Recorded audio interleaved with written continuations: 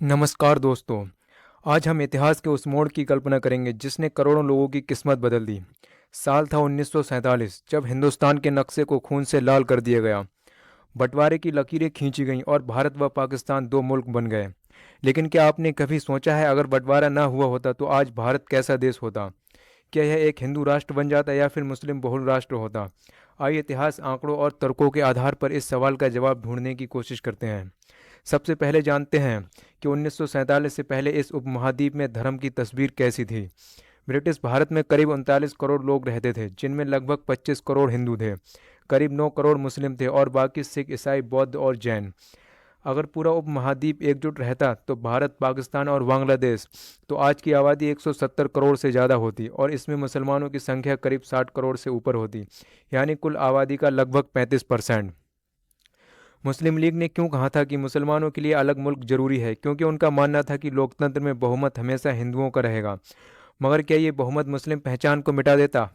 ये एक बहुत बड़ा सवाल है। अगर बंटवारा ना होता तो देश में आज भी पंजाब, सिंध, बंगाल और उत्तर पश्चिम के बड़े इलाके मुस्लिम मुस्लिम बहुल रहते, यानी देश एक बेहद मजबूत मुस्लिम राजनीतिक दबदबा कायम रहता। अब आते हैं इस सवाल पर, क्या तब भी भारत को हिंदू राष्ट्र घोषित कर दिया जाता? असल में आज़ादी के वक्त भी संविधान सभा में बड़ी बहस हुई थी। डॉक्टर अंबेडकर, पंडित नेहरू और गांधी जी ने स्पष्ट कहा था भारत धर्मनिरपेक्ष रहेगा, मतलब राज्य किसी धर्म का पक्ष नहीं लेगा, और यही संविधान की आत्मा भी बन गया। अगर बंटवारा न होता तो हिंदू आबादी बहुमत में रहती, लेकिन इतनी बड़ी मुस्लिम जनसंख्या के कारण किसी भी कट्टरपंथी विचारधारा को कानूनन लागू करना नामुमकिन होता। मान लीजिए आज भारत, पाकिस्तान और बांग्लादेश मिलकर एक ही देश होते तो आज की कुल जनसंख्या कुछ इस तरह होती। कुल आबादी 170 करोड़ से ज़्यादा, हिंदू लगभग 95 से 100 करोड़, मुस्लिम लगभग 60 से 65 करोड़, यानी हर तीन में से एक नागरिक मुस्लिम। यह कोई छोटी संख्या नहीं होती। इतनी बड़ी आबादी वाले किसी भी लोकतांत्रिक देश में मुस्लिम समुदाय का बेहद असरदार राजनीतिक, सामाजिक और आर्थिक प्रतिनिधित्व होता है। दोस्तों, यह भी सच है कि इतनी बड़ी विविधता को संभालना आसान नहीं होता। संभव था कि दंगे और सांप्रदायिक झगड़े और ज़्यादा बढ़ जाते, मगर दूसरी तरफ संभव था कि अगर बंटवारा न होता तो हिंदू और मुस्लिम समुदाय आपस में मिलकर रहने की आदत डाल लेते।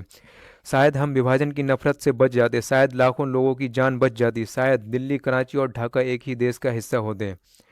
अगर बंटवारा ना हुआ होता तो आज भारत दुनिया का सबसे बड़ा मुल्क होता, आबादी में भी, भूभाग में भी।